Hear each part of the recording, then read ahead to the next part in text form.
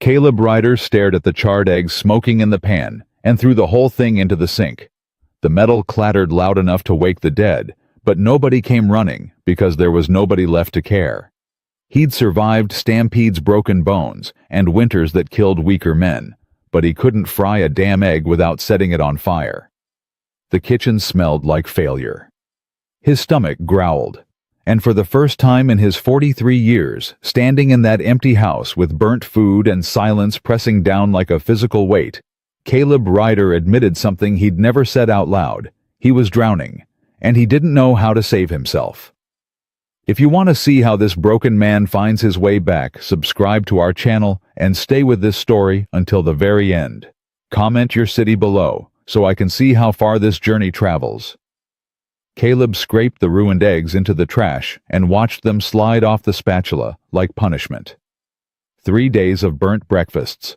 3 days of eating stale bread and black coffee, because anything more complicated ended in disaster.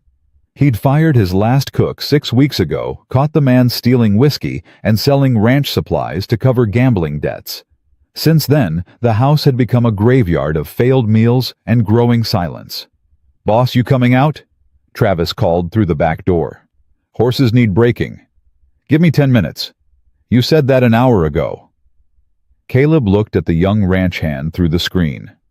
Travis was 24, strong, reliable, and currently staring at him like a man watching something die slowly. "I'm coming." Travis didn't move. "When's the last time you ate something that wasn't burned?" "Mind your business."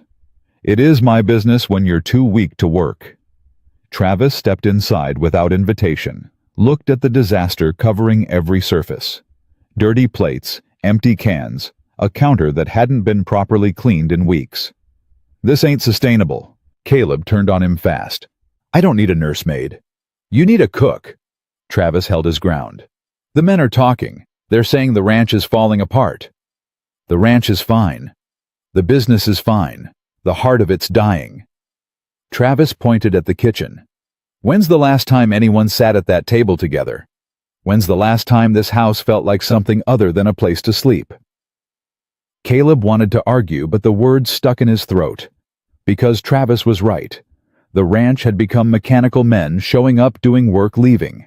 No shared meals, no laughter, no life. Just labor and loneliness wrapped in routine. "I'll figure it out," Caleb said. Travis shook his head. "You've been saying that for 6 weeks. He pulled a newspaper from his back pocket, unfolded it, pointed at a circled advertisement. "There's a hiring fair in town today. People looking for work. You should go." "I've got horses to break." "I'll break the horses. You go find someone who can keep you alive." Caleb took the paper, read the advertisement. His pride bristled at the idea of walking into town and admitting he couldn't manage his own household. But his empty stomach growled again, and the smell of burnt eggs lingered like mockery. "Fine," he said, "but I'm picking someone practical. No nonsense, no drama." Travis smiled. "Good luck with that." The hiring fair was chaos. Caleb walked through the town square past tables covered in resumes, people shouting qualifications, employers conducting interviews in the middle of the street. He felt out of place, a ranch boss in dusty boots, surrounded by suited businessmen and proper city folk. Several women approached him, offering services, housekeeping, laundry, childcare. He turned them all away. He needed a cook, not a decorator. Then he saw her. She stood apart from the crowd, leaning against a brick wall with her arms crossed, and her eyes scanning the fair like she was measuring every person's worth in seconds. Dark hair pulled back severely. Dress simple, practical, worn from travel. She didn't smile, didn't try to sell herself, just watched. Caleb approached. "You looking for work?" She turned those sharp eyes on him. "Depends on the work." "Cooking, cleaning, running a household." "Your household or someone else's?" "Mine." She looked him up and down, not flirtatiously, but like a buyer examining livestock. "You married?" "No." "Children?" "No." "Other women living there?" "No. Just ranch hands who eat in the bunkhouse." She tilted her head. So you want a woman alone in a house with a single man she doesn't know cooking his meals and cleaning his messes with no other female presence for miles? Caleb felt his face heat. I'm offering employment, not I know what you're offering. She pushed off the wall. What I'm asking is whether you understand how that looks. I need help. You need work. Everything else is just details. Details matter. She studied him longer. What happened to your last cook? He was a man and a thief. So you fired him? Yes. Good. She extended her hand. Eliza Hart. I can cook, clean, manage supplies, handle accounts, and run a household efficiently. I don't gossip, don't steal, and don't tolerate nonsense. What I require is fair wages, private quarters, and respect. Caleb shook her hand. Her grip was firm, confident. Caleb Ryder, Red Hollow Ranch, 20 miles north. Wages are competitive. You'll have your own room in the main house, and respect goes both ways. When do I start? Tomorrow, dawn. I'll be there at 5. She released his hand. One more thing, if you have expectations beyond cooking and cleaning, speak them now so I can leave now. Caleb felt his jaw tighten. Miss Hart, I need someone who can fry an egg without burning down my kitchen. That's the extent of my expectations. Something flickered in her eyes. Not quite humor, but close. Then we'll get along fine. She walked away before he could say anything else, disappearing into the crowd like she'd never been there at all. Caleb stood there holding the newspaper, wondering what he'd just agreed to. Travis was right. He'd wanted no nonsense and no drama. But something about Eliza Hart suggested he'd gotten himself into both. The next morning, Caleb was up before dawn, which wasn't unusual. What was unusual was the nervous energy making him check the kitchen 3 times, trying to make it look less like a disaster zone. He'd washed the dishes, cleared the counter, thrown out the worst of the spoiled food. But the house still felt hollow, still felt like a place where life had stopped. At exactly 5 o'clock, a knock sounded at the front door. Caleb opened it. Eliza stood on the porch with a single worn bag and the same severe expression from the day before. Miss Hart. Mr. Ryder. She stepped inside without waiting for invitation. Where's the kitchen? He led her through the house.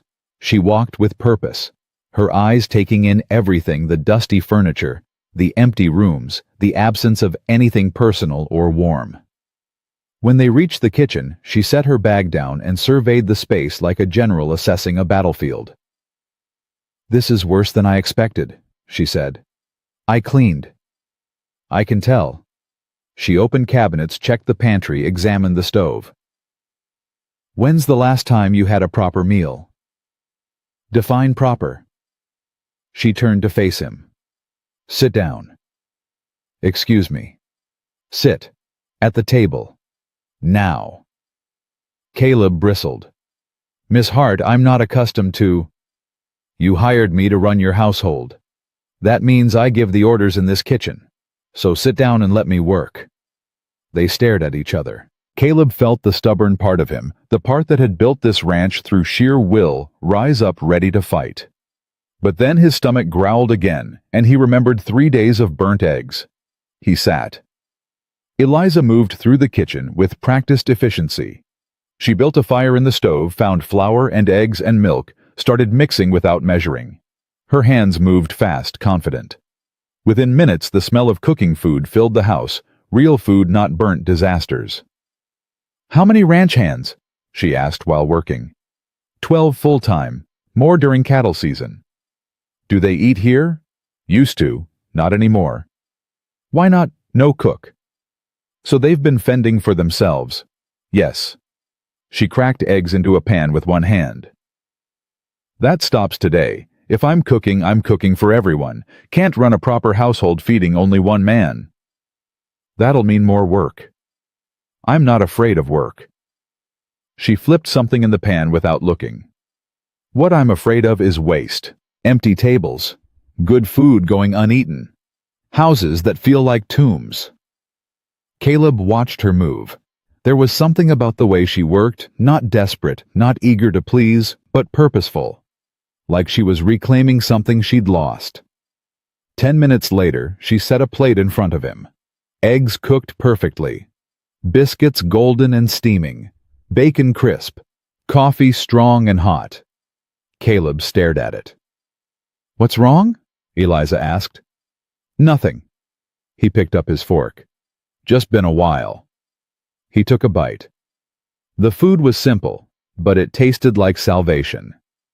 He finished the entire plate without speaking, then sat back and realized something had shifted, not just in his stomach, but in the house itself. The silence felt different, less empty, more like anticipation. "Thank you," he said. Eliza was already washing dishes. "Don't thank me. Pay me on time and we'll call it even."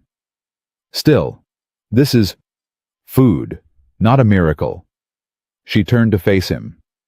"Now tell me about the ranch hands. Names, preferences, dietary restrictions. If I'm feeding 12 men, I need information." Caleb stood, pulled out a chair for her. "Sit, I'll get my records." She raised an eyebrow. "You keep records on what your men eat. I keep records on everything." She sat and something in her posture relaxed slightly. "You might be more organized than you look." "Don't let the burnt eggs fool you." Was that almost a smile? It vanished too quickly to tell. Caleb retrieved his ledgers, and they spent the next hour going through details, names, work schedules, medical issues, food allergies. Eliza took notes in neat handwriting, asked pointed questions, corrected his assumptions about what men actually needed versus what they claimed to want. "Travis mentioned he can't digest milk," Caleb said. "So buttercream cheese all out for him specifically, I suppose." "You suppose or you know, I know." Caleb felt strangely like he was being tested. "He gets sick. Bad. Then I'll make separate portions." She made another note. "Anyone else with restrictions I should know about?" They continued until the list was complete. When they finished, Eliza stood and collected her notes. "I'll need supplies. Make me a list of what you have in town, who to contact, and budget approval." "You don't need approval. Just buy what you need." She stopped. "Mr. Ryder, I'm not spending your money without accountability. I trust your judgment. You met me yesterday. And you made me a breakfast that didn't poison me. That's more than I've managed in 6 weeks." He pulled out his wallet, counted bills. "Here, start with this. When you need more, tell me." Eliza took the money slowly. "This is too much for groceries." "Then use it for whatever else the house needs. Supplies, repairs. Hell, buy new curtains if you want. This place hasn't seen a woman's touch in 10 years. I'm not here to decorate. I'm not asking you to. I'm asking you to make this house functional again." Caleb met her eyes. "Can you do that?" She held his gaze for a long moment. Something passed between them, not attraction, not yet, but recognition. Two people who understood what it meant to rebuild from nothing. "Yes," she said. "I can do that." By noon, the house had transformed. Not in appearance that would take time, but in feeling. Eliza had opened windows, aired out rooms, started organizing the chaos Caleb had been living in. The smell of baking bread filled every corner. She'd sent word to the ranch hands that meals would resume in the main house, starting that evening, and the response had been immediate relief. Gratitude, and 12 hungry men showing up at 6 o'clock sharp. Caleb watched from the doorway as his crew filed into the dining room, a room that hadn't seen use in months. They sat awkwardly at first, unsure if this was real. Then Eliza emerged from the kitchen carrying the first dish and the awkwardness vanished. "Roast beef," she announced, setting it down. "Potatoes, carrots, bread still warm. Travis, your portions on the side, no butter. Everyone else serve yourselves and eat like civilized human beings." Travis grinned. "Yes, ma'am." The men ate, and for the first time in weeks, Caleb heard something he'd forgotten existed: laughter, conversation. The sound of people enjoying each other's company instead of just enduring proximity. Eliza moved between kitchen and dining room, bringing more food, refilling drinks, managing everything with calm efficiency. She didn't smile, didn't make small talk, just worked. But the men responded to her respectfully, gratefully. They cleaned their plates, said thank you, offered to help with dishes. "I've got it," Eliza said. "You've got work tomorrow. Go rest." They filed out reluctantly, and suddenly the house was quiet again. But not empty, not dead, just peaceful. Caleb started clearing plates. Eliza tried to stop him. "That's my job," she said. "You've been working since 5 this morning. So have you. I'm used to it. So am I." She took the plates from his hands. "Go, I'll finish here." But Caleb didn't leave. He stayed in the kitchen drying dishes while she washed, working in silence that felt comfortable instead of heavy. "They needed this," Eliza said finally. "The meal, the table, the routine." "I know. So why'd you let it stop?" Caleb dried another plate. "Because I didn't know how to keep it going alone." She glanced at him. "You're not alone anymore." Something in those words hit harder than they should have.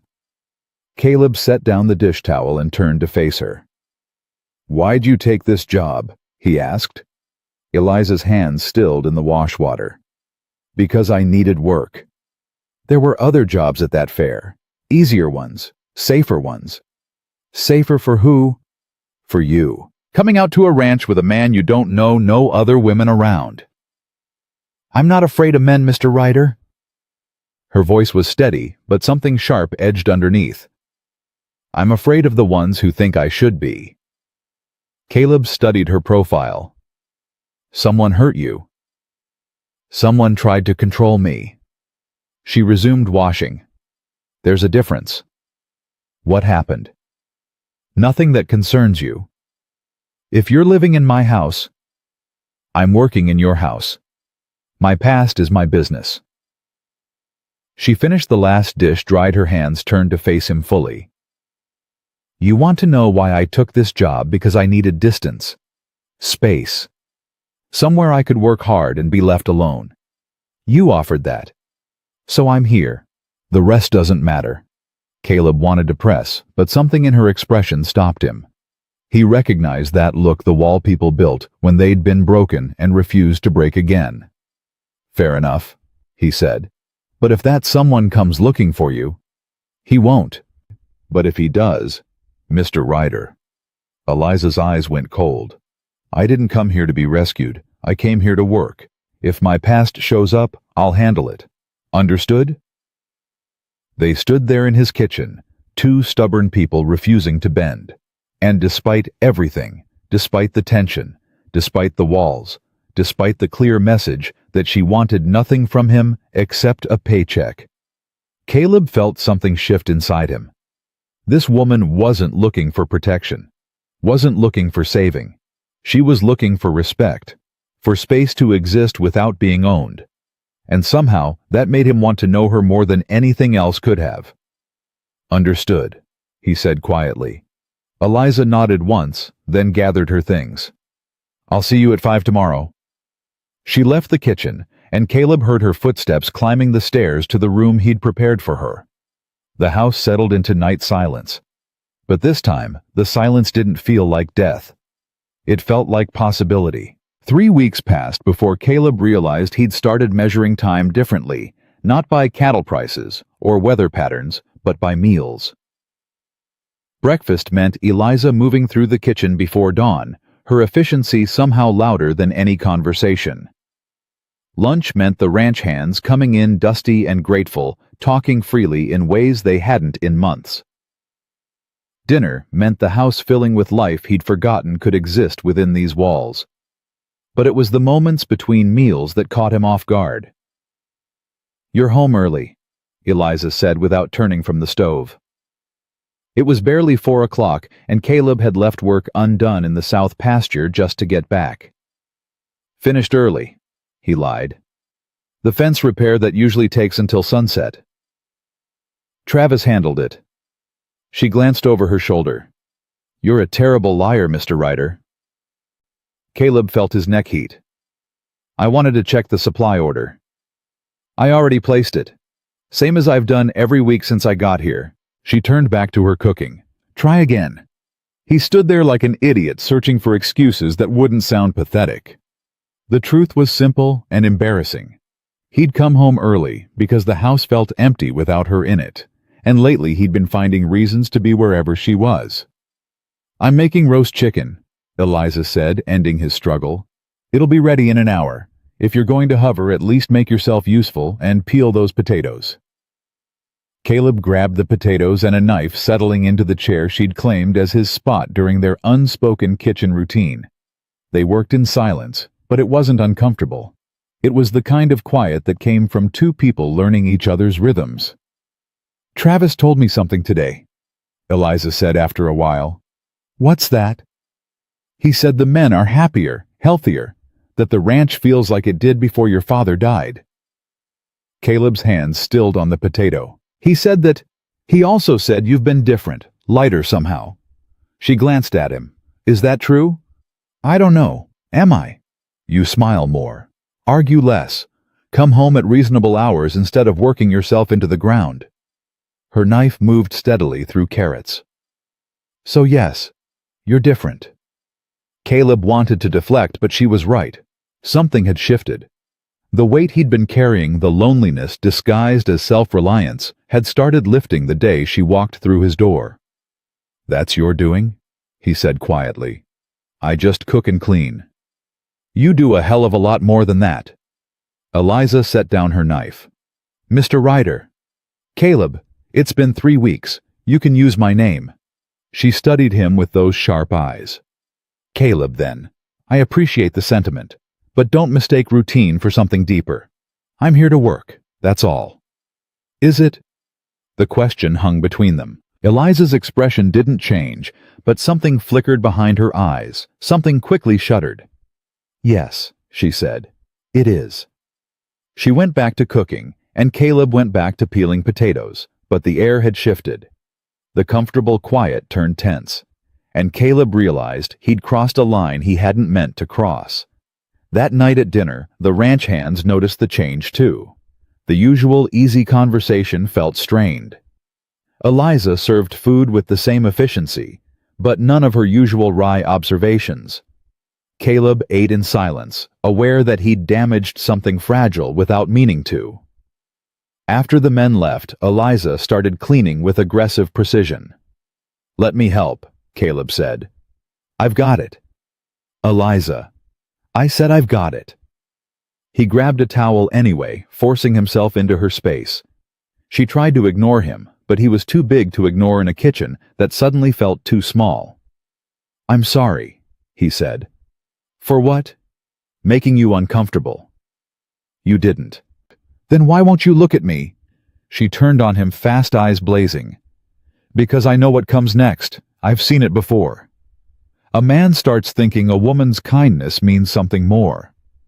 Starts believing that cooking his meals and cleaning his house equals affection. Starts expecting things that were never offered. I'm not expecting anything. Really? Then why ask if this is more than work? Why push when I've been clear about boundaries?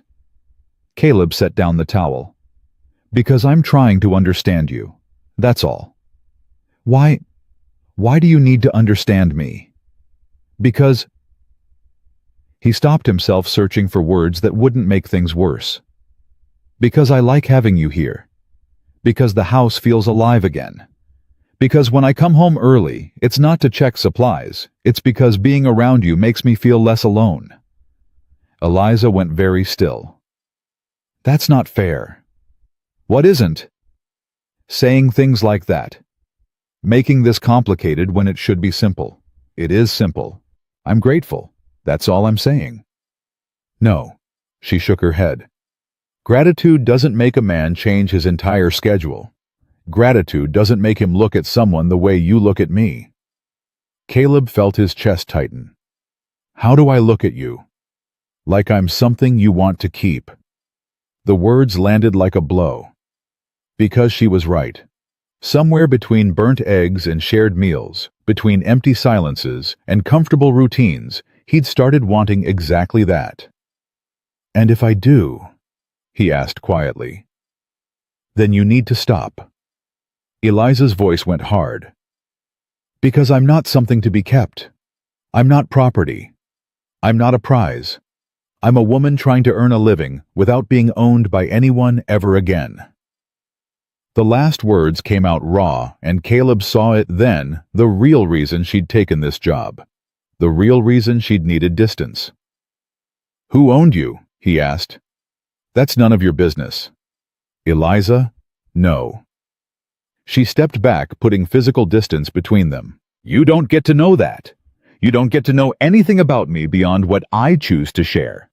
That was our agreement." "I thought we'd moved past agreements." "Then you thought wrong." She left the kitchen before he could respond, and Caleb stood there alone, surrounded by clean dishes and the lingering smell of dinner, realizing he'd just pushed away the first good thing to happen to him in years. The next morning, Eliza was already cooking when Caleb came downstairs. She didn't acknowledge him, didn't speak, just worked with mechanical precision that felt nothing like the comfortable rhythm they'd built. "Eliza," he tried, "breakfast is almost ready." "I don't care about breakfast." "Well, I do. It's my job." She cracked eggs with more force than necessary. "Sit down or get out. I can't work with you hovering." Caleb sat. The silence was excruciating. When she finally set food in front of him, he couldn't eat. "This isn't sustainable," he said. "Then fire me." "I don't want to fire you." "Then eat your breakfast and leave me alone." "Damn it, Eliza." She slammed her hand on the table hard enough to rattle plates. "What do you want from me, seriously?" "What?" "Because I came here to escape exactly this: men who think they're owed explanations, men who think proximity equals intimacy, men who can't just let a woman exist without trying to figure her out like she's a puzzle to be solved." "I'm not trying to solve you. I'm trying to know you." "Why? So you can fix me, save me, make yourself feel noble." "No, because I care about you." The confession came out harder than he meant. Eliza stared at him, and for a moment her armor cracked. He saw fear there, real, visceral fear. "Don't," she whispered. "Too late." "Caleb, you don't understand." "Then help me understand." She looked away, her jaw working like she was physically fighting words trying to escape. When she finally spoke, her voice was barely audible.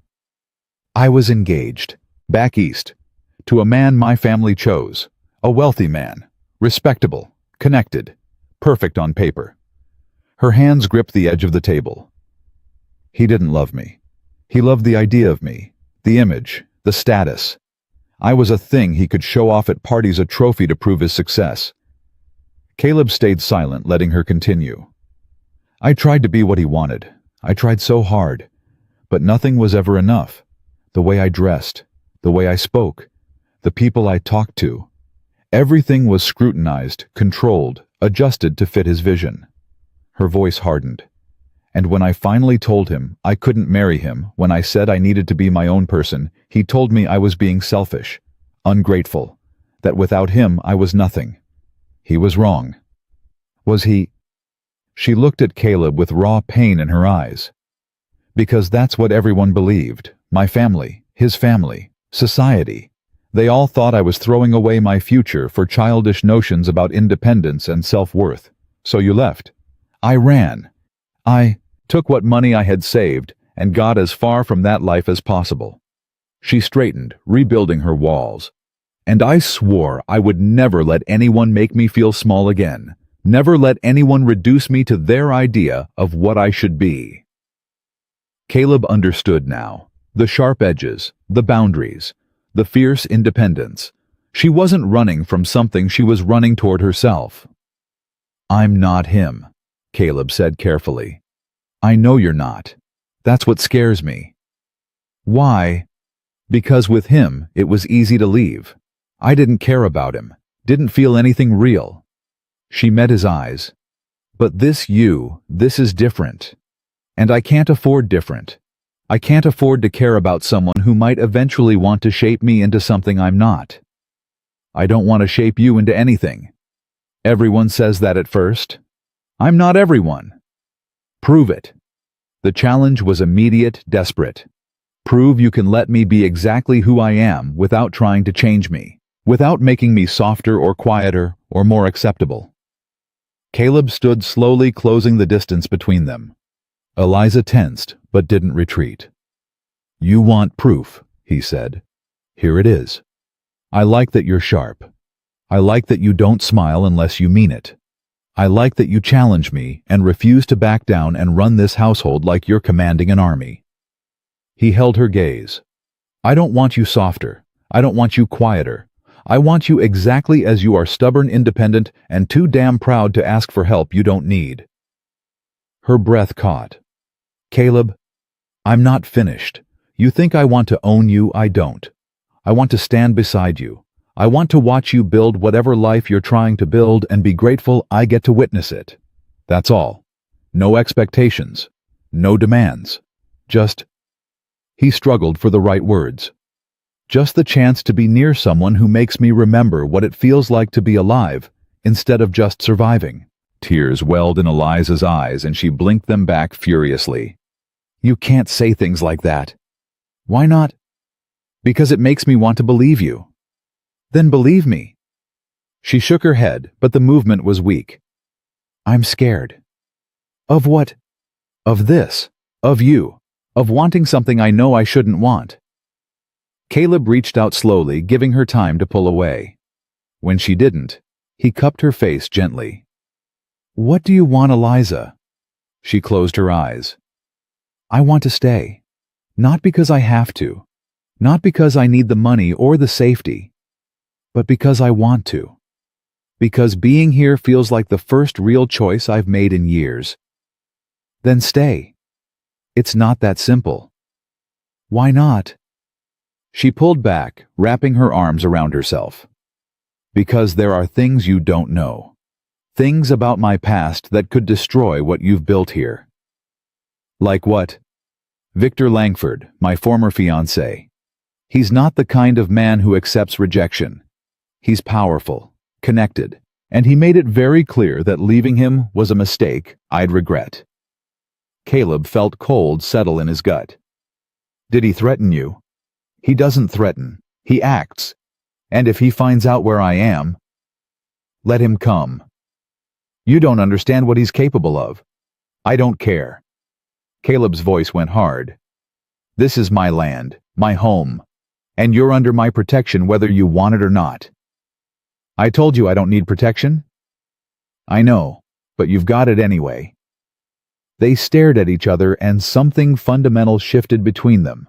Not romance, not yet, but partnership, recognition. Two stubborn people choosing to face whatever came next together instead of alone. Okay, Eliza said quietly. Okay. Okay, I'll stay, and okay, we can. She hesitated. We can see what this becomes, but slowly, with boundaries. And if at any point I say, stop, I stop, no questions. She nodded, relief and fear warring in her expression. Then we have an agreement. We have an agreement. The tension finally broke. Eliza managed a small smile, the first real one Caleb had seen from her. Now sit down and eat your breakfast before it gets cold, she said. Yes, ma'am? The routine resumed, but everything felt different. The silence was comfortable again. The rhythm was back. But now there was something else beneath it, possibility. Potential, the beginning of something neither of them could name yet. 2 days later, everything shattered. Caleb was working in the barn when Travis came running out of breath and wide-eyed. Boss, we got a problem. What kind of problem? There's a man at the house, asking for Eliza. Says his name is Victor Langford. Caleb's blood went cold. Where's Eliza? Kitchen. She saw him through the window and went white. Told me to get you. Caleb was moving before Travis finished talking, striding toward the house with purpose that made the ranch hands step aside. He could see Langford from 50 yards away, a tall man in an expensive suit standing on the porch like he owned it, flanked by two hired men who looked like trouble. Eliza stood in the doorway, her face pale but her spine straight.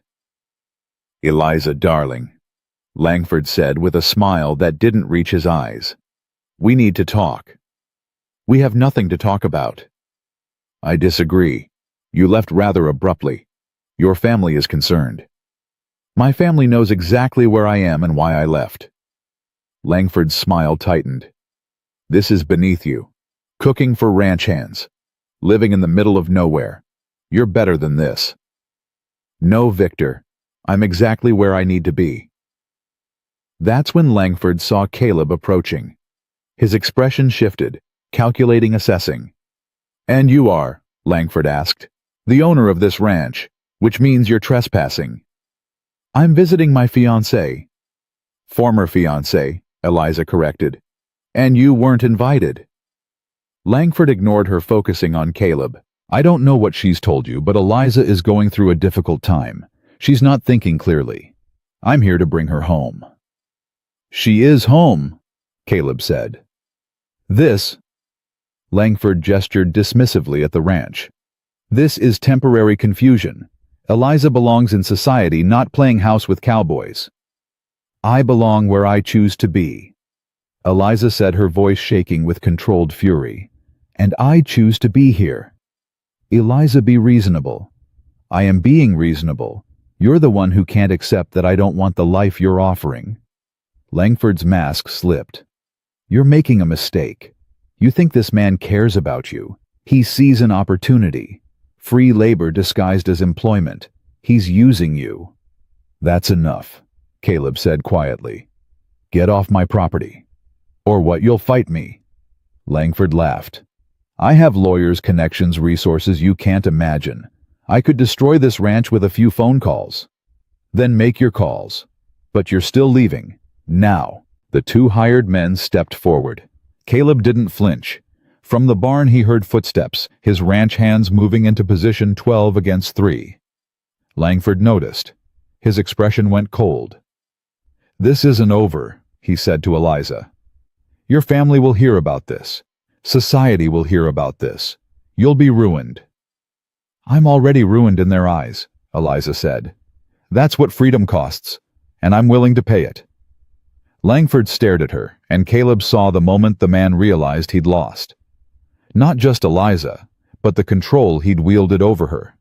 The power he'd assumed would bring her back. "You'll regret this," Langford said. "The only thing I regret is wasting 3 years of my life trying to be who you wanted." Eliza stepped forward, her fear replaced by steel. "Now get off this property before I have you removed." Langford left, but his parting look promised consequences. When his carriage disappeared down the road, Eliza's legs gave out. Caleb caught her before she hit the ground. "I've got you," he said. She was shaking. "He'll come back. He'll bring lawyers, scandal, ruin. Let him try." "Caleb, you don't understand what you're up against." "I understand that you stood up to him, that you chose this life over the one he offered.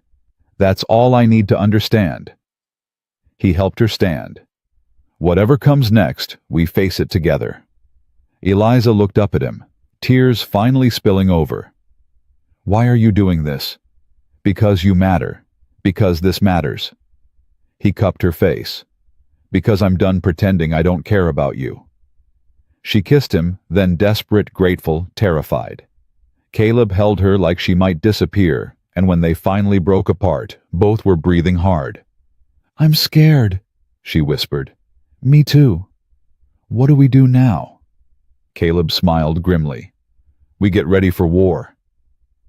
War came faster than Caleb expected. 3 days after Victor Langford left the ranch, the first letter arrived from a lawyer in Boston, demanding Eliza return property that belonged to the Langford family: jewelry, clothing, personal items she'd supposedly stolen. The accusations were lies, but they were official lies, stamped with legal seals and written in language designed to intimidate. Eliza read the letter once and threw it in the fire. "That won't make it go away," Caleb said. "I don't care. I took nothing from him except my freedom." She watched the paper burn. "Let him send 100 letters. I'm not responding. He wants a reaction, wants you scared. Then he's going to be disappointed." But Caleb saw the tension in her shoulders, the way her hands shook slightly when she thought he wasn't looking. Victor was playing a long game, and they both knew it. The second attack came through the town. Caleb went to purchase supplies at the general store and found the owner, Mr. Henderson, suddenly reluctant to extend credit. "I'm sorry, Caleb," Henderson said, not meeting his eyes. "But I've heard some concerning things about your household situation." "What things?" "That you've got an unmarried woman living in your house, that she's running from legal trouble back east, that the whole arrangement is—" He cleared his throat. "Improper." Caleb felt his jaw tighten. "Where'd you hear that?" "Around. People talk."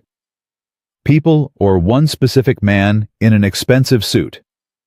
Henderson's silence was answer enough. "My household is my business," Caleb said. "And Miss Hart is my employee. Nothing more." "That's not what I heard." "Then you heard wrong." Caleb pulled cash from his pocket, slapped it on the counter.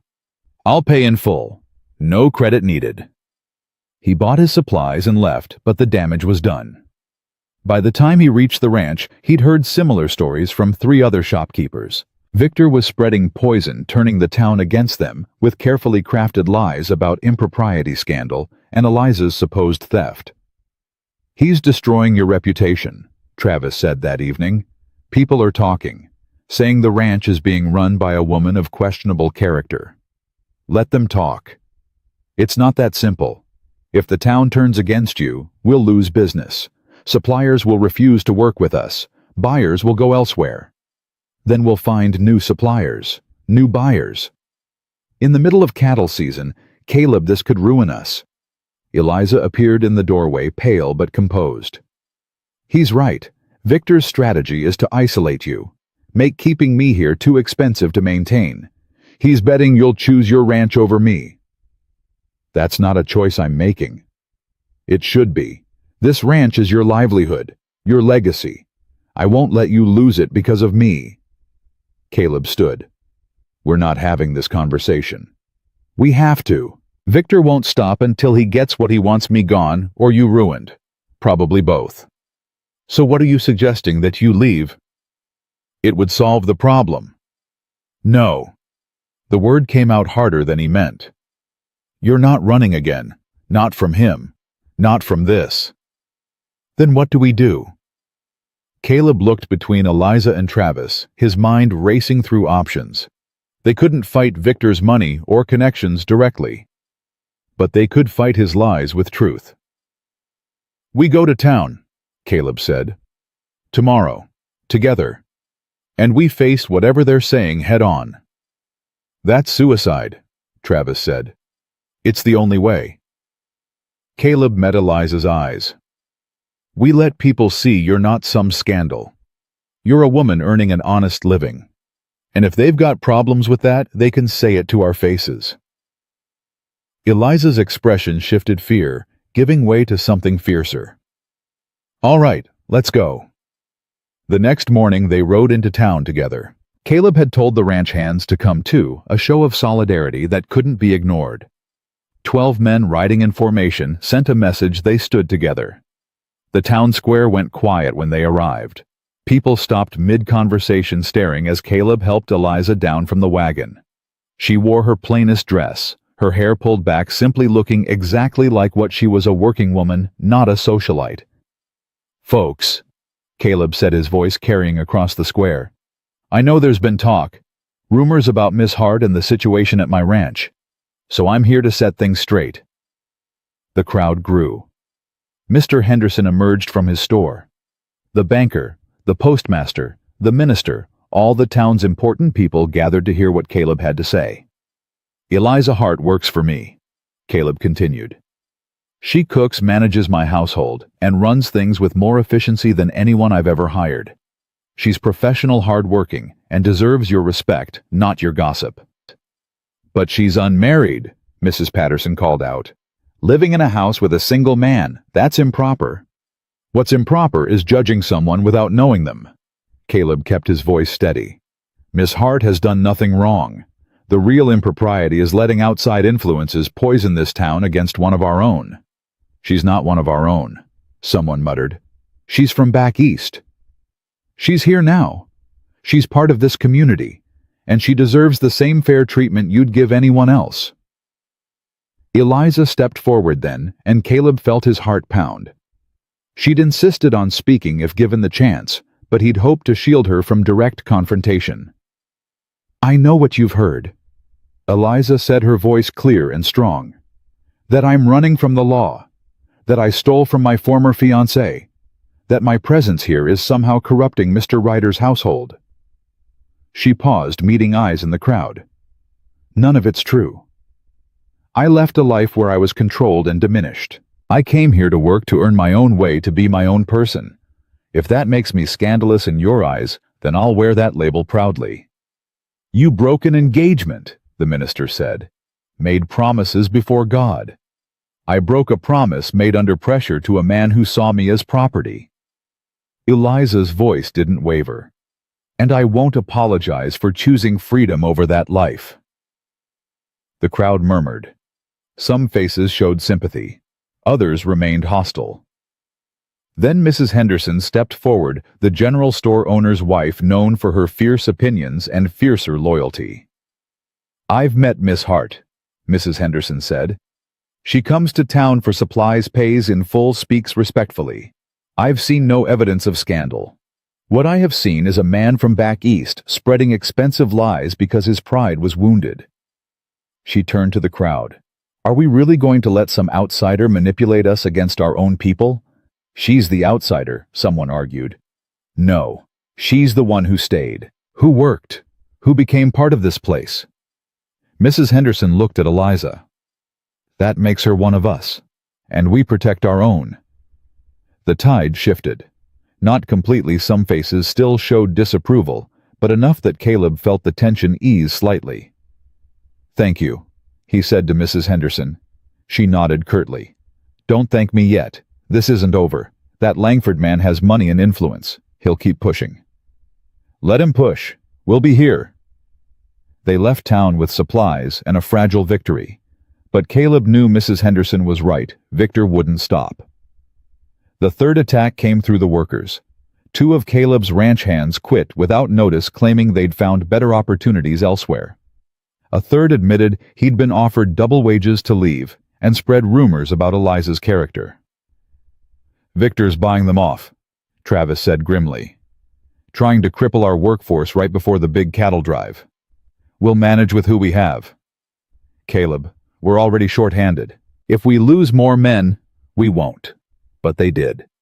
Over the next week, 4 more ranch hands left, each with suspiciously well-timed job offers.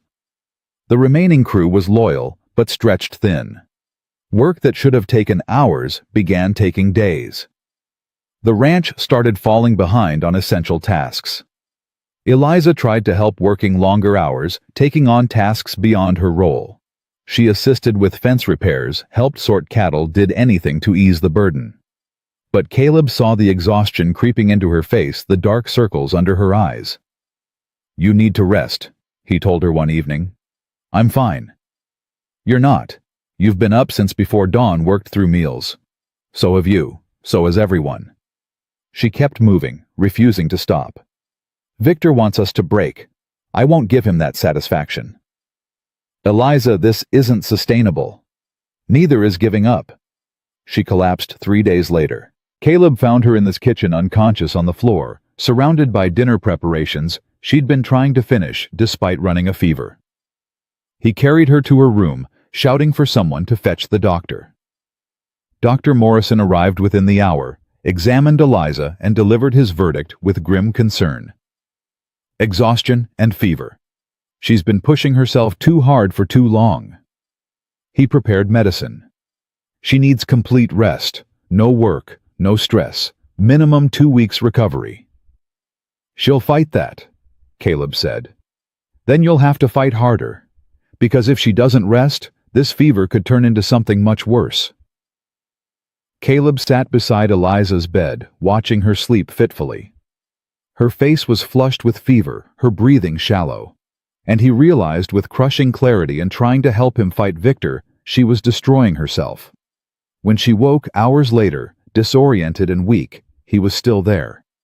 "Caleb," her voice was hoarse. "I'm here." "Dinner, I need to." "Travis is handling it. You're not getting up." She tried anyway, and he gently pushed her back down. "The doctor says 2 weeks rest minimum." "I don't have 2 weeks.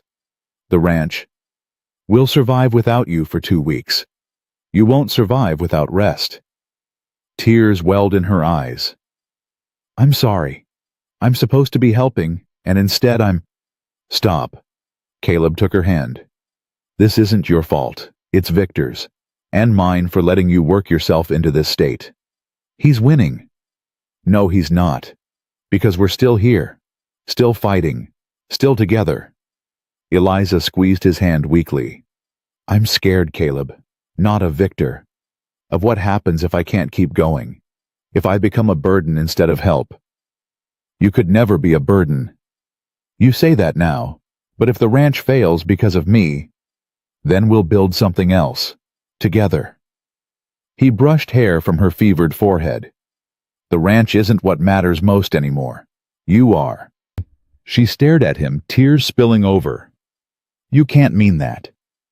"I do, and it terrifies me how much I mean it." "Caleb, I love you." The words came out raw, unplanned. "I've been trying not to. Trying to keep this professional, to respect your boundaries. But watching you collapse, thinking I might lose you, I can't pretend anymore." Eliza's breath caught. "You can't love me. It's too complicated. It's the simplest thing I've ever felt. But Victor will use it against you. He'll use it to destroy everything you've built. Let him try. I'd rather have you and lose everything else than keep the ranch and lose you." She pulled him down, kissing him despite her fever, despite her weakness, despite everything. When they broke apart, she was crying. "I love you too," she whispered. "God help me, I love you too. Then fight. Not for the ranch. Not against Victor. For us. For this. I don't know if I'm strong enough. You're the strongest person I know, but you don't have to be strong alone anymore." Eliza closed her eyes, exhaustion pulling her back toward sleep. "Stay with me. I'm not going anywhere." He kept vigil through the night, monitoring her fever, giving her medicine, refusing to leave, even when Travis insisted he needed rest too. Because somewhere between burnt eggs and shared meals, between professional boundaries and desperate kisses, Eliza Hart had become his reason for everything, and he'd be damned if Victor Langford took that away. The fever broke on the 3rd day. Eliza woke clearer, stronger, and immediately tried to get up. "Doctor said 2 weeks, Caleb reminded her. "I've been down 3 days. That's progress." "That's not how recovery works." "Caleb, no, you're resting. Travis and the remaining crew are handling ranch work. I'm handling Victor, and you're going to lie there and get better." She glared at him. "I'm not helpless." "I know. But you're also not invincible, and I need you healthy more than I need you working." Her expression softened. "Have you slept at all?" "Some. Liar. Takes one to know one." She smiled despite herself. "We're a mess, aren't we? The best kind of mess." A knock interrupted them. Travis entered, his face troubled. "Sorry to intrude, but we've got another problem." "What now?" Caleb asked. "The bank. They're calling in your loan early, saying there's been irregularities in your finances." Caleb felt ice settle in his stomach. "What irregularities?" "They wouldn't specify. Just said you have 30 days to pay in full or they'll foreclose." "That's impossible. I've never missed a payment." I know, but the bank manager received a letter from some investors in Boston questioning the ranch's stability. Guess who those investors represent? Victor. Eliza breathed. Travis nodded. He's not just attacking your reputation. He's attacking your finances. And if you can't pay that loan, I'll lose the ranch. The room went silent. Eliza tried to sit up, and this time Caleb didn't stop her. How much do you owe? She asked. More than I can raise in 30 days, not with the cattle drive still 2 months out. There has to be something we can do. Assets to sell, people to borrow from. I've already borrowed from everyone who'd lend, and selling assets won't generate enough fast enough. Eliza's face went pale. This is my fault. If I hadn't come here, don't. Caleb's voice was firm. Victor would have found another way to attack. This isn't about you. It's about him needing to control everything and everyone. So what do we do? Caleb looked at Travis, then back at Eliza.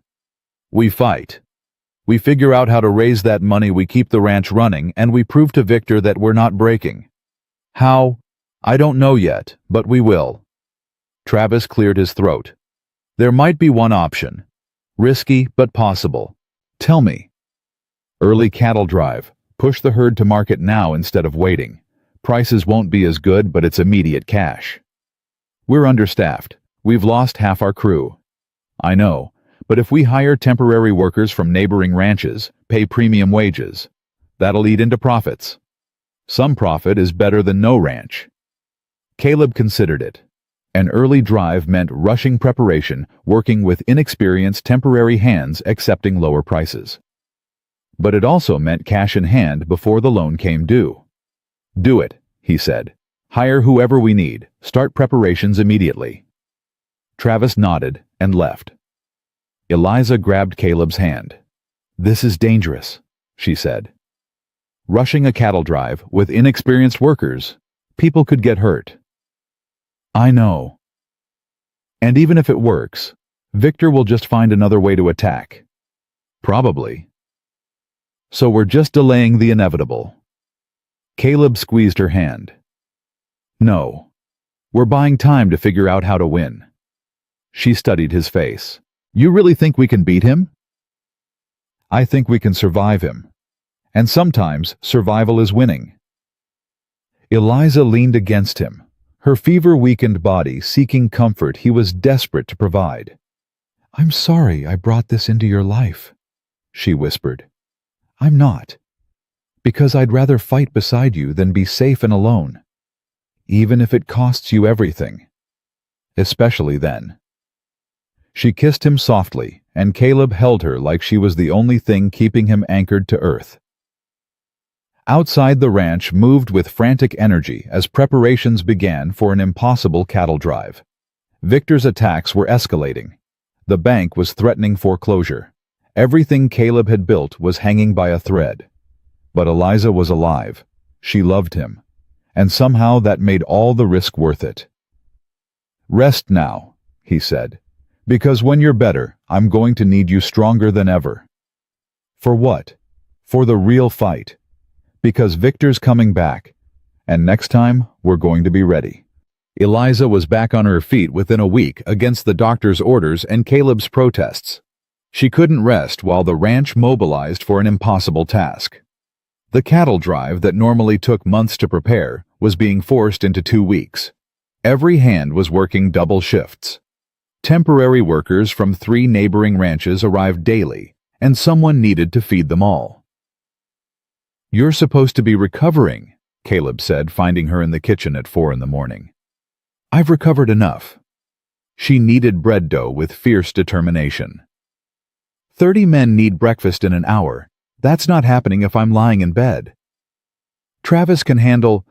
Travis is organizing the drive. You're managing finances. The temporary crew doesn't know our routine. She shaped the dough with practiced hands. This is what I do, Caleb. Let me do it. He wanted to argue, but recognized the stubbornness in her eyes, the same stubbornness that had brought her here in the first place. Fine, but if you feel weak, I'll tell you, I promise. She didn't tell him.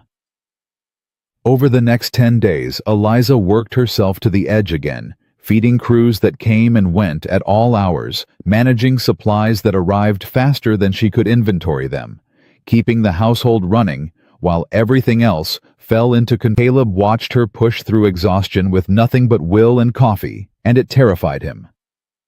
But the cattle drive was coming together. Against all odds, Travis had assembled a workable crew. The herd was being organized, routes were planned, everything was on schedule for departure in 3 days. Then Victor arrived again. This time he brought witnesses. A sheriff from 2 counties over, a lawyer, 3 supposed creditors claiming Caleb owed them money, and a newspaper reporter. Caleb met them at the property line, blocking their access to the ranch. "You're trespassing," he said. "We have legal business," the lawyer said, presenting papers. "Mr. Langford has filed formal complaints regarding debts owed, stolen property in your possession, and exploitation of an indentured worker." Indentured worker? What the hell are you talking about? Victor stepped forward, his smile cold. "Eliza signed a contract back east, a domestic service agreement with my household. She broke that contract when she fled. Technically, she still owes me 2 years of service." Caleb's blood went cold. "That's a lie." "It's documented, signed and witnessed." Victor handed papers to the sheriff. "I'm here to retrieve my property and collect damages." "Eliza isn't property. The law disagrees. Breach of contract is breach of contract." The sheriff looked uncomfortable. "Mr. Ryder, I'm going to need to speak with Miss Hart." "She's not talking to any of you." "Sir, if there's a valid contract—" "There isn't. Victor's fabricating evidence." "Then she can prove that by speaking with us." The sheriff's hand moved toward his gun. "Now I can do this easy or hard. Your choice." Caleb felt rage building, but forced himself to stay calm. "She'll speak with you, but on my property with me present, and the lawyer can wait outside." Victor started to protest, but the sheriff cut him off. "That's fair. Lead the way, Mr. Ryder." They walked to the house in tense silence. Eliza met them at the door, her face pale but composed. "Miss Hart," the sheriff said gently, "I need to ask you some questions about your employment arrangement here." "I work for Mr. Ryder, cooking and household management. I'm paid fairly and treated with respect." "Before that, did you work for Mr. Langford in Boston?" Eliza's jaw tightened. "I was engaged to Mr. Langford. I ended that engagement and left." "Mr. Langford claims you signed a service contract, that you legally owe him 2 years of domestic work." "I signed no such contract." Victor stepped forward, ignoring the sheriff's restraining gesture. "You signed it the day we got engaged. Part of our agreement, you'd manage my household until the wedding. That was never formalized, never legal. I have the document, your signature, 2 witnesses."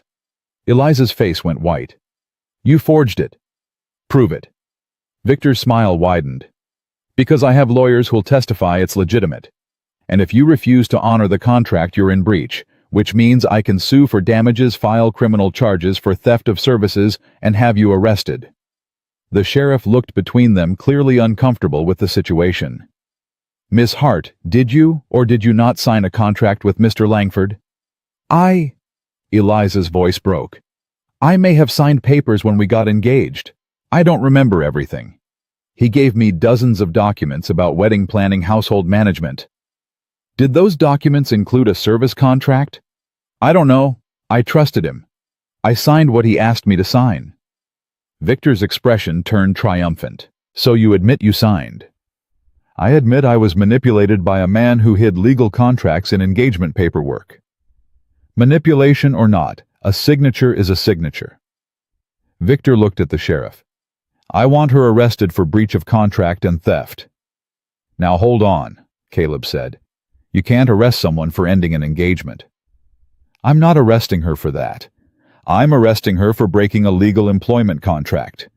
Victor pulled out more papers. "And for stealing these items from my household, jewelry, clothing, personal effects valued at over $3,000. "Those were gifts," Eliza said. given under the assumption of marriage that didn't happen, which makes them stolen property. The sheriff rubbed his face. This is getting complicated. I think we need to take this to a judge.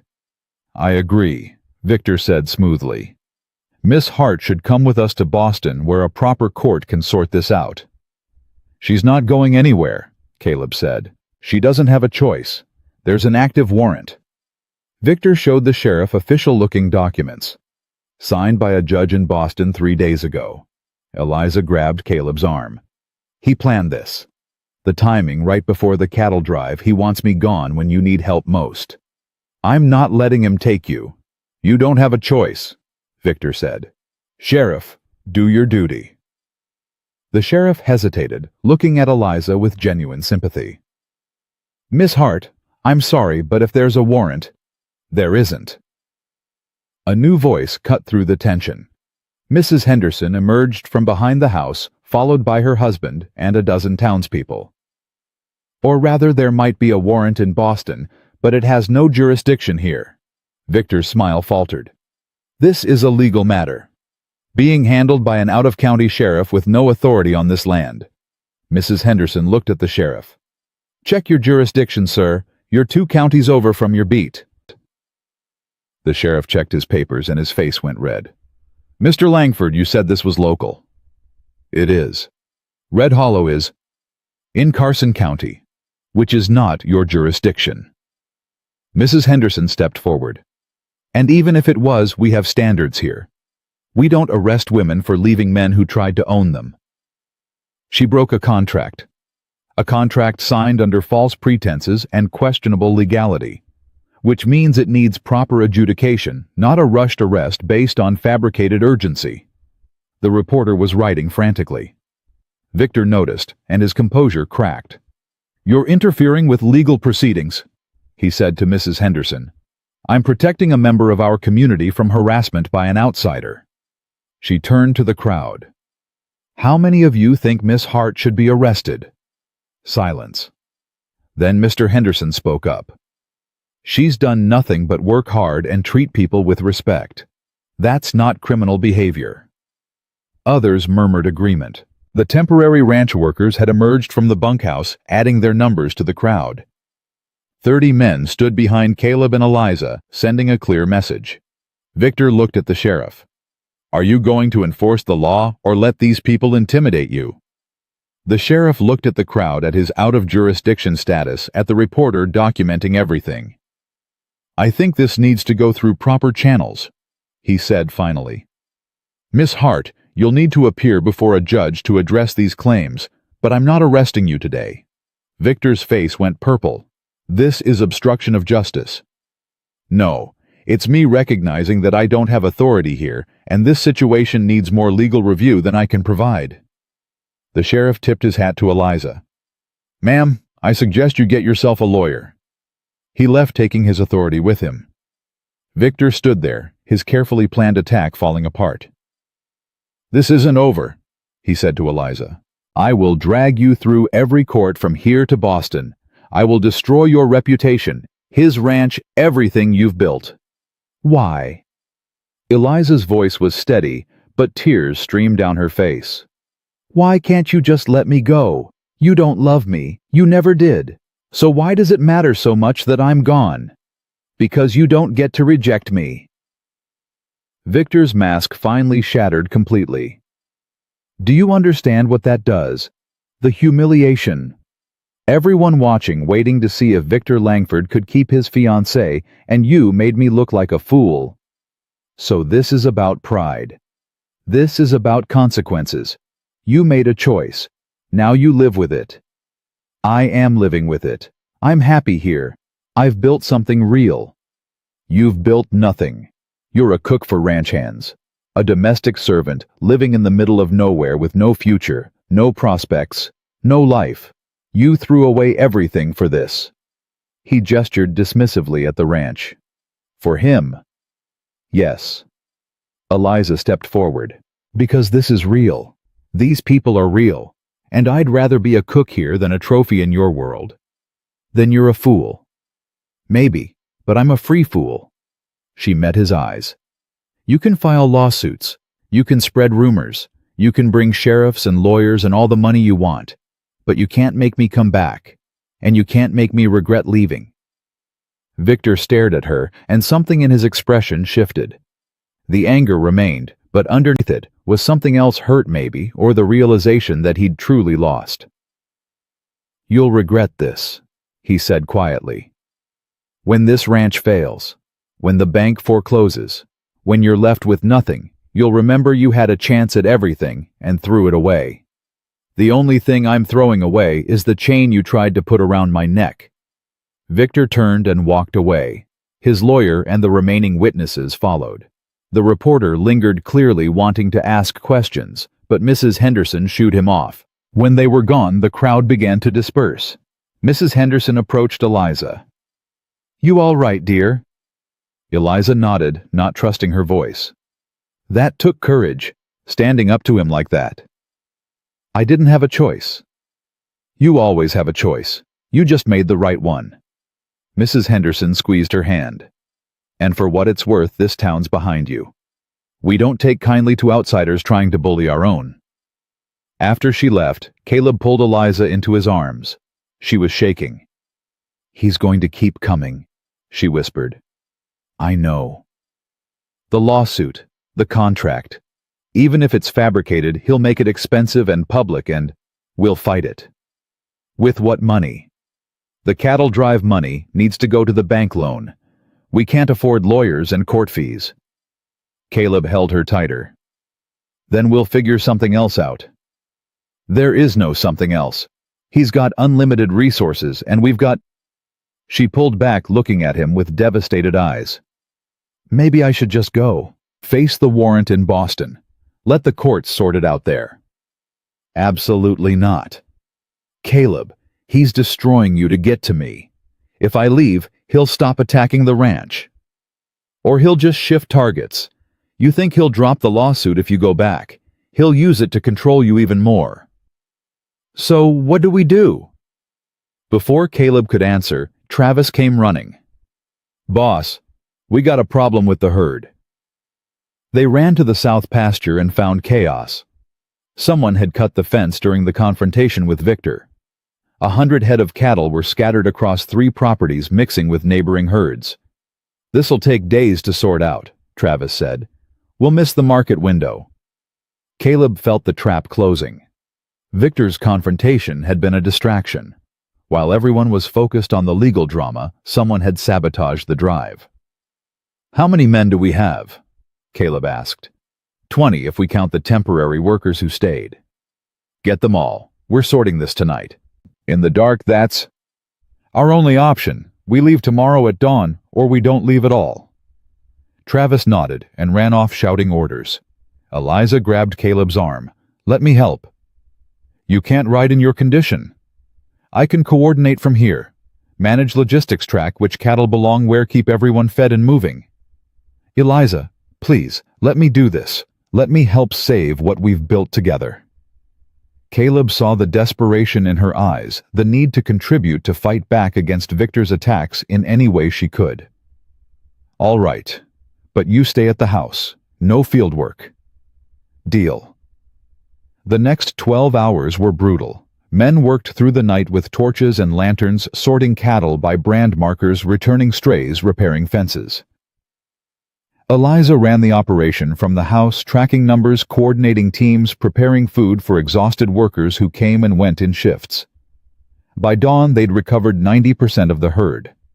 Close enough to proceed. Caleb found Eliza in the kitchen, surrounded by supply lists and route maps, looking like she'd aged 10 years overnight. "We're moving out," he said. "The herd's ready." "Ready enough. Travis is leading the drive. I'm staying behind to handle the bank and Victor's legal threats." "You should go with the drive. Travis can handle things here." "The bank won't negotiate with Travis. And if Victor files more legal action, I need to be here to respond." He took her hands. "Besides, I'm not leaving you alone to face whatever he throws at us next." "Caleb, the drive is dangerous. You should—" "My place is here, with you." She kissed him hard, desperately. When they broke apart, Both were breathing hard. "Come back safe," she said to the departing crew, visible through the window. "They will. And when they do, we'll have the money to save this ranch." Travis led the cattle out at sunrise. Caleb and Eliza stood together, watching the herd disappear into the distance, carrying everything they'd worked for.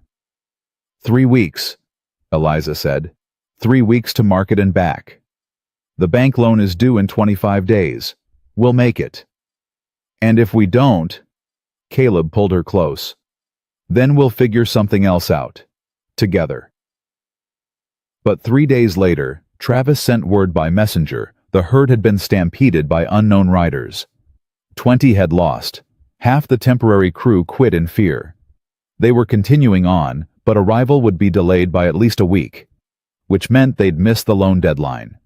Caleb read the message twice, his hands shaking. Eliza read over his shoulder. "Victor," she said quietly. "Probably. Or someone he hired." "What do we do?" Caleb looked at her, at the house they'd fought so hard to keep, at the life they'd tried to build. "We make a choice," he said. "We can surrender, let the bank take the ranch, accept defeat, start over somewhere else. Or we can fight one more time. But I need you to understand what that means. It means risking everything. It means possibly losing it all anyway. It means standing our ground when any sane person would retreat." Eliza's eyes blazed. "I didn't leave Boston to surrender to men who think they can control me. I didn't choose this life to give it up the moment things got hard. So we fight. We fight." Caleb grabbed his coat. "Then I'm going to the bank. I'm going to beg for an extension, offer collateral, do whatever it takes to buy us time. And I'm going to town. I'm going to talk to every business owner, every family, everyone who's seen what we're building here. If we need money, we'll ask this community to invest in us." That's asking a lot. So is what Victor's asking, that everyone stand by while he destroys people out of spite. She grabbed her own coat. "Let's find out which ask matters more." They went to town together, separating at the main square. Caleb headed to the bank while Eliza began knocking on doors. The bank manager was sympathetic but firm. "I can't extend the loan without board approval, and the board's been influenced by letters from Boston investors questioning your stability." Victor Langford. "I can't confirm that, but yes." The manager lowered his voice. "Between you and me, Caleb, they're making this personal, putting pressure I've never seen before. I want to help, but my hands are tied." "Give me a week. 1 week extension. I need something to take to the board. Collateral, guarantees. The cattle drive's 3 weeks out. I'll have payment then." "That's past the deadline. I need something now." Caleb thought fast. "My personal property. The house, the land it sits on. Put a lien on all of it." The manager shook his head. "That's already mortgaged as part of the ranch loan. I need something separate." Caleb had nothing separate. Everything he owned was tied to the ranch. "Then I'm out of options." "I'm sorry, Caleb. I truly am." Caleb left the bank feeling hollowed out. He'd gambled everything and lost. In 22 days, the bank would foreclose. The ranch would be sold to pay debts. Everything would be gone. He found Eliza in the town square, surrounded by people. Mrs. Henderson, Mr. Patterson, the minister, shopkeepers and families, and even some of the temporary workers from the drive. "Caleb," Eliza called him over. "Tell them what you need." He looked at the crowd, these people who'd become his community, and felt shame wash over him. "I can't ask you for money," he said. "You're not asking, we're offering." Mrs. Henderson held up a collection box. "We've raised $400 so far. How much do you need?" Caleb's throat closed. "The loan is $3,500.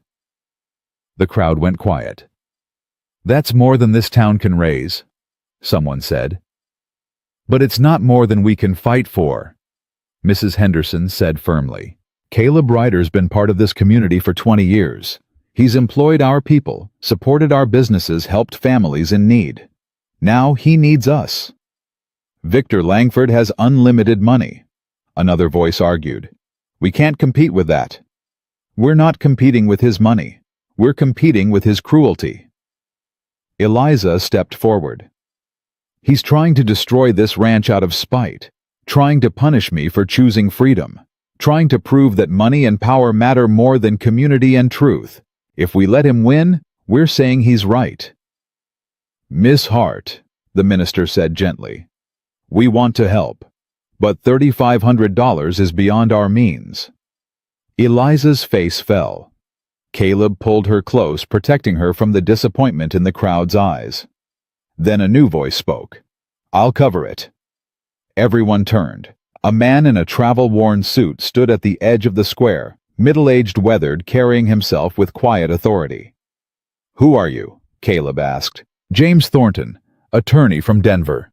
He approached, extending his hand. I represent Eliza's late Aunt Margaret Hart. Eliza gasped. Aunt Margaret died 3 years ago. Yes, and she left you an inheritance, one I've been trying to deliver for months. Thornton pulled out legal documents. $30,000 held in trust until you reached age 25 or established independent residence outside your family's control. You qualified the day you took this job. The square went silent. That's impossible, Eliza whispered. I didn't even know she had money. She was quite wealthy, and quite insistent that you receive this only when you were free to use it as you chose, not as your family dictated. Thornton handed her the papers.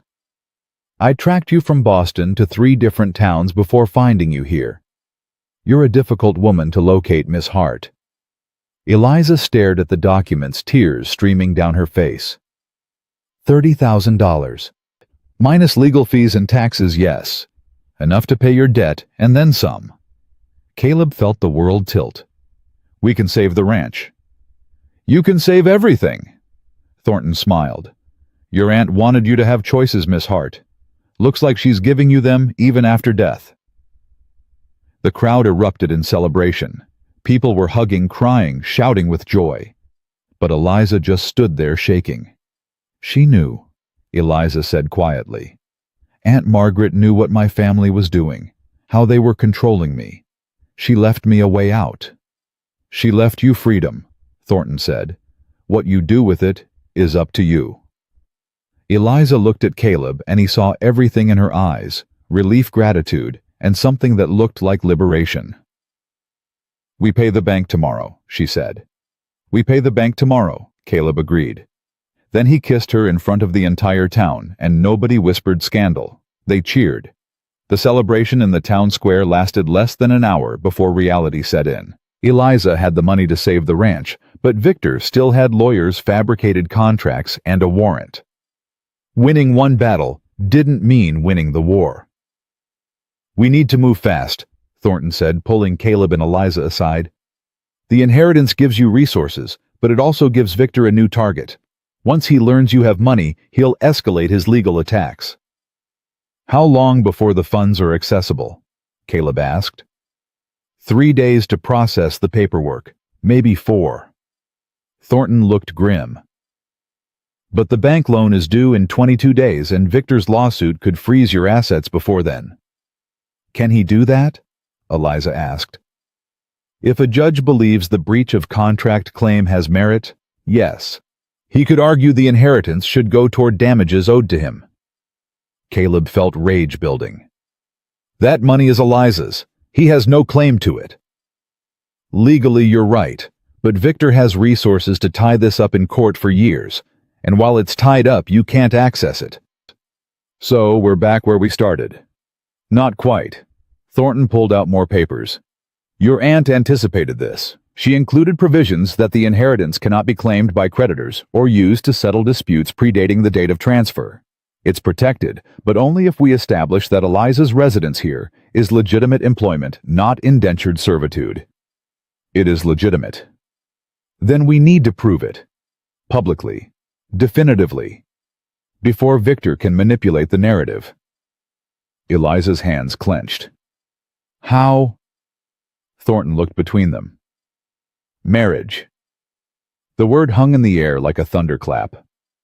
Excuse me, Caleb said. If you're married, Victor's claim that she's an indentured worker becomes absurd. A wife can't be indentured to her husband's household, she's co-owner. It eliminates his entire legal strategy. That's insane, Eliza said. We're not getting married to win a lawsuit. Why not? Thornton's expression was practical, not romantic. You love each other. Anyone with eyes can see it. This just accelerates the timeline.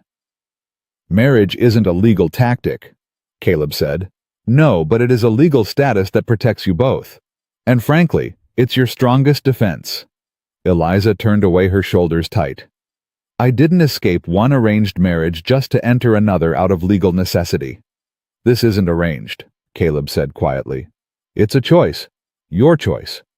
Made under pressure. That's not freedom. Then we find another way. Caleb looked at Thornton. What are our other options? Fight it in court. Expensive, time-consuming, uncertain outcome.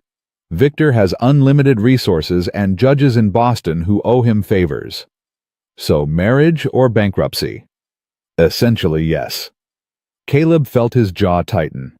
After everything they'd survived, Victor's attacks, the bank's threats, the sabotaged cattle drive, it all came down to this.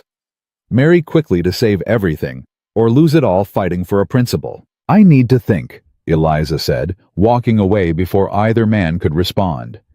Caleb found her an hour later by the creek that ran through the north pasture. She sat on a flat rock staring at water that moved with indifferent persistence. I'm not going to ask you to marry me like this, he said, sitting beside her. Good. But I need you to know I would marry you tomorrow. Not because of Victor, not because of the ranch, because I love you, and I want to build a life with you. Caleb, let me finish. When I picture my future, you're in it. Not as an employee, not as someone I'm protecting, as my partner, my equal, the person I wake up beside and go to sleep thinking about. He took her hand. But I won't ask you until the day when there's no pressure, no legal threats, no emergencies forcing your hand. Because when I ask, I want your answer to be about us, nothing else. Eliza's eyes filled with tears. That's the most romantic and frustrating thing you've ever said. Why frustrating? Because Thornton's right. Marriage solves everything. It protects the inheritance, eliminates Victor's claims, secures the ranch. She wiped her eyes. But it also means I'm making another major life decision based on external pressure instead of internal readiness. So we don't do it. And lose everything we've fought for. We'll find another way. There is no other way. She stood pacing. Don't you see? This is exactly what Victor wants, to force me into impossible choices where I lose no matter what I pick. Marry you under pressure and wonder forever if I chose freely. Or refuse and watch everything fall apart because of my pride. It's not pride, it's self-respect. What's the difference? Caleb stood, catching her mid-pace. Pride is about how others see you. Self-respect is about how you see yourself.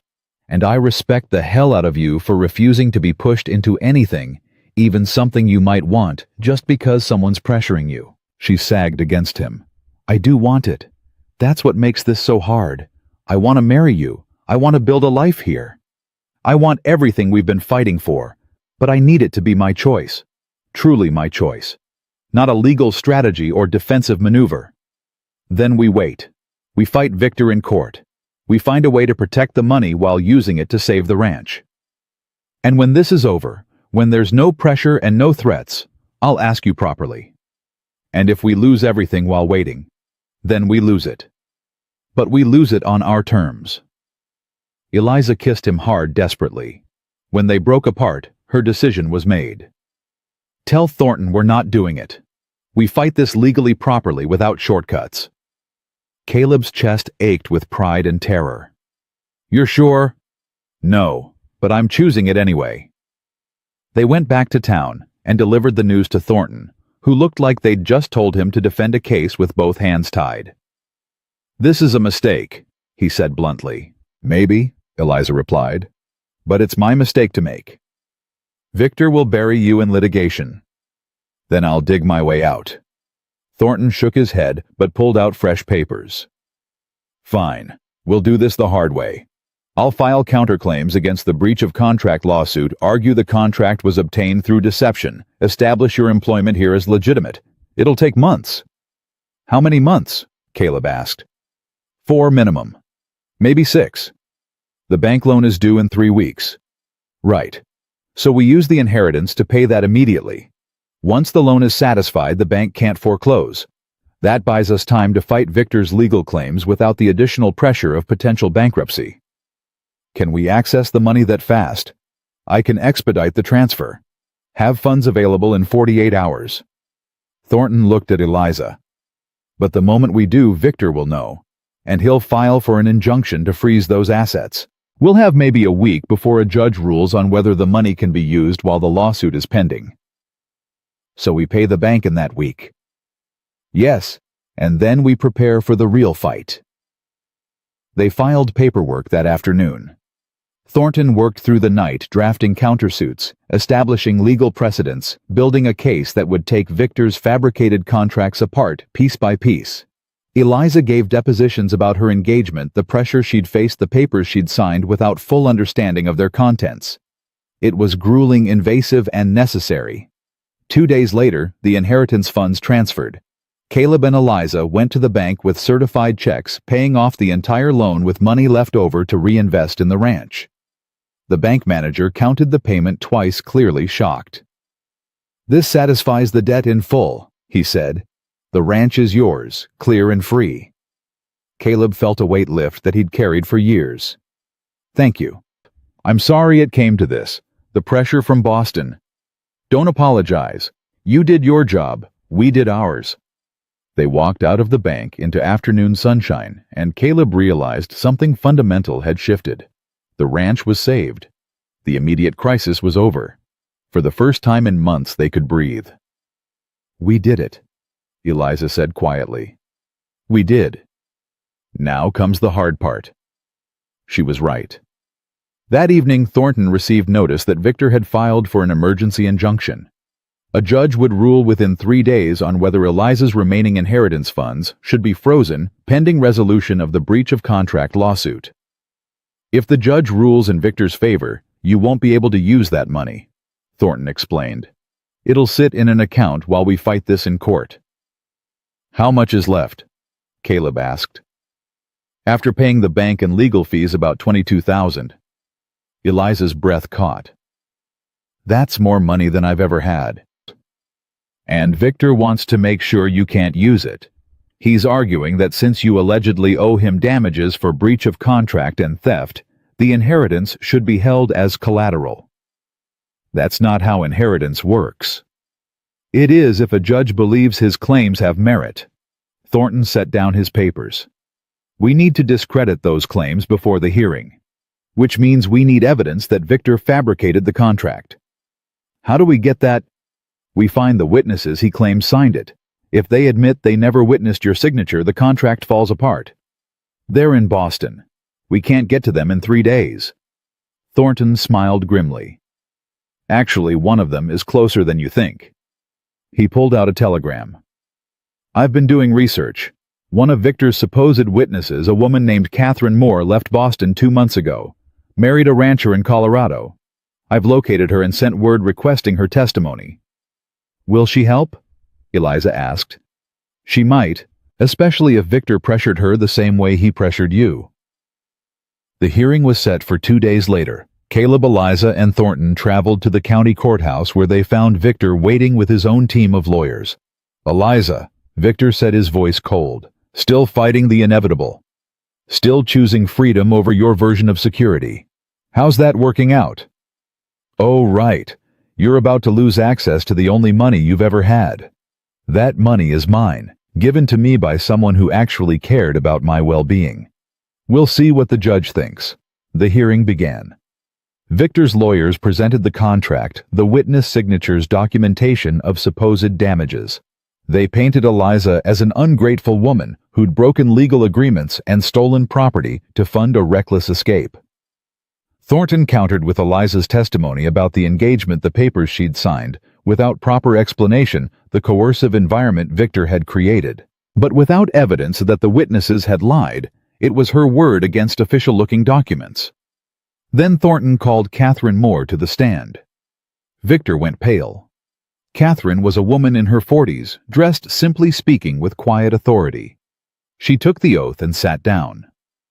"Mrs. Moore," Thornton began, "do you know Victor Langford?" "I do. I worked in his household for 5 years. And do you recognize this signature?" He showed her the contract. Catherine examined it. "That's supposed to be mine." "Supposed to be? It looks like my signature, but I never signed this document." The courtroom erupted. The judge banged his gavel. "Explain," Thornton said. "Mr. Langford had me sign multiple blank documents over the years, said they were for household management insurance purposes, legal formalities. I signed them trusting he wouldn't misuse them." Catherine's voice hardened. "Clearly I was wrong. Do you recall signing a contract regarding Miss Hart's employment?" "No. I met Miss Hart a few times at social functions, but I never witnessed her signing anything, and I certainly never agreed to be a witness to a contract I knew nothing about." Victor's lawyer jumped up. "Objection. This witness is clearly biased." "Biased toward the truth," Catherine interrupted. "I left Mr. Langford's employment because I couldn't stomach his methods anymore. The way he manipulated people, falsified documents, used legal tricks to control anyone who challenged him. Miss Hart isn't the first woman he's done this to. She's just the first one brave enough to fight back." The judge looked at Victor. "Mr. Langford, do you have a response?" Victor stood, his composure cracking. "This woman is lying. She was fired for theft." "I quit," Catherine said firmly. "And I have letters documenting why. Letters you sent threatening me if I ever spoke about your business practices." She pulled out correspondence, handing it to the judge. Victor's face went purple. The judge read through the letters, his expression darkening. "Mr. Langford, these are deeply concerning. They suggest a pattern of coercion and legal manipulation. They're taken out of context.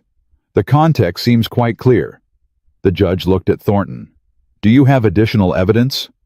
"I do, Your Honor." Testimony from 3 other former employees of Mr. Langford, all describing similar patterns of fabricated documents and signature misuse. And a forensics expert who examined the contract and found evidence the signatures were transferred from other documents rather than signed in person. He presented it all: documentation, expert analysis, witness statements. By the time he finished, Victor's case was demolished. The judge rendered his decision without deliberation. The contract in question appears to be fraudulent. The injunction request is denied. Miss Hart's inheritance remains under her control.